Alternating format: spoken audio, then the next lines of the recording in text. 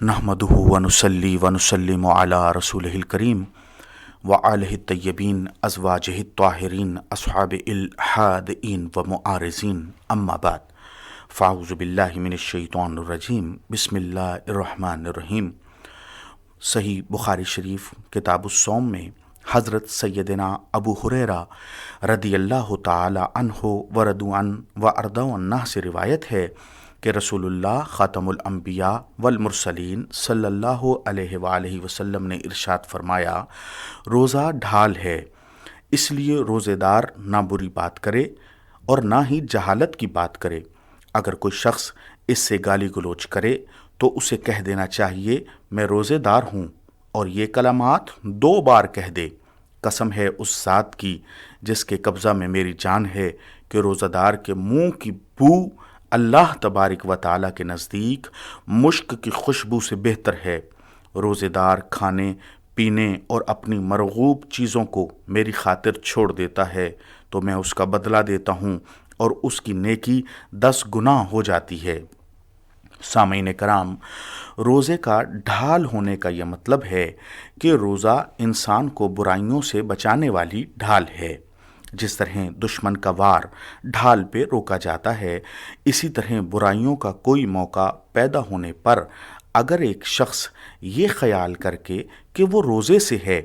اس برائی سے بچ سکتا ہے تو اس کا روزہ اس کی برائی کے مقابلے میں ڈھال کی مانند ہے۔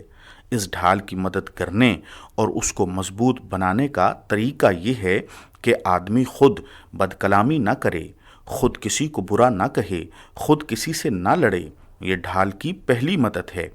اس کی دوسری مدد یہ ہے کہ کوئی شخص اس سے لڑنے کے لیے آئے تو کہے میں روزے سے ہوں، اور اگر تم گالی دو گے تو میں گالی نہیں دوں گا۔ اس کے بعد یہ ڈھال اس قدر مضبوط ہو جاتی ہے کہ آدمی کو ہر برائی سے بچا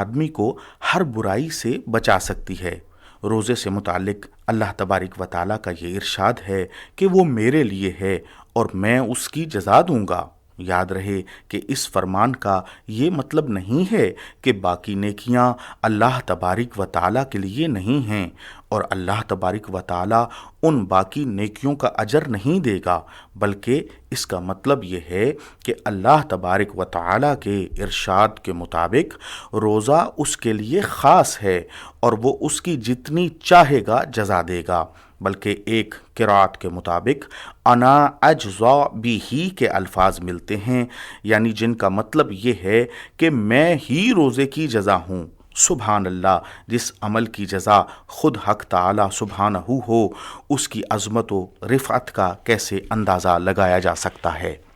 روزہ ایک عظیم عبادت ہے جس سے پوری قوم کے اندر اللہ تبارک و تعالیٰ کی طرف رجوع کا ایک ایسا ماحول پیدا ہو جاتا ہے جو سال کے دوسرے دنوں میں نہیں ہوتا۔ اہل زہد و تقویٰ کے ہاں حواس خمسہ کو قابو کرنے کے لیے روزہ ایک مجرب اکسیر کا کام کرتا ہے۔ احادیث صحیحہ سے ثابت ہے کہ رمضان المبارک میں شیاطین جکڑ دیے جاتے ہیں، اس لیے بہت سے ایسے گناہ جو انسان شیطان کے وسوسوں کے باعث باقی ایام میں کرتا ہے، روزے کی حالت میں اس سے محفوظ رہتا ہے۔ یعنی اس سے یہ بات بھی ثابت ہوئی کہ روزہ اہل ایمان اور شیاطین کے درمیان بھی ڈھال کا کام کرتا ہے اور مسلمانوں کو شیاطین کے حملوں اور وسوسوں سے محفوظ رکھتا ہے۔ جب ایک بندہ مومن روزہ کی حالت میں خود کو بدگوئی، بد نگاہی، بد کلامی، بد مزاجی اور بد اعمالیوں سے بچاتا چلا جاتا ہے،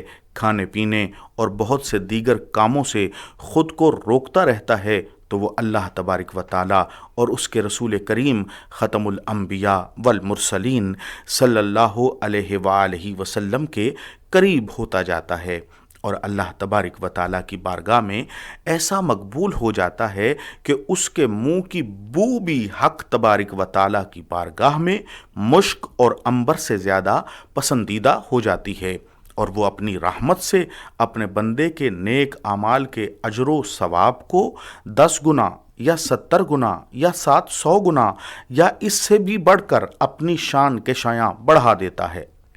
روزہ ایک ایسی بہترین عبادت ہے جو انسان کے گناہوں کو بھی کھا جاتی ہے اور بہت سی مہلک بیماریوں کو بھی۔ یعنی اگر یوں کہا جائے کہ روزہ روحانی و جسمانی دونوں قسم کی بیماریوں کا بہترین علاج ہے تو حق بجانب ہوگا، لیکن نہ جانے کیوں پھر بھی ہم اس عظیم نعمت سے فائدہ اٹھانے کے لیے کوشش نہیں کرتے۔ اس حدیث پاک میں ایک اور قابل غور بات ہے، اور وہ یہ کہ رسول خدا سرور عالم صلی اللہ علیہ وآلہ وسلم خود اپنے روزے دار امتی کو یہ حکم ارشاد فرما رہے ہیں کہ روزے کی حالت میں نہ کوئی بری بات کرو اور نہ ہی منہ سے کوئی جہالت کی بات نکالو۔ یاد رہے، جہالت کی باتوں میں جھوٹ بولنا، کسی کی بدخوئی کرنا، الزام تراشی کرنا، لغو کلام کرنا، کسی کی عیب جوئی کرنا، بد تہذیبی و بدتمیزی کرنا اور بالخصوص کسی کی دل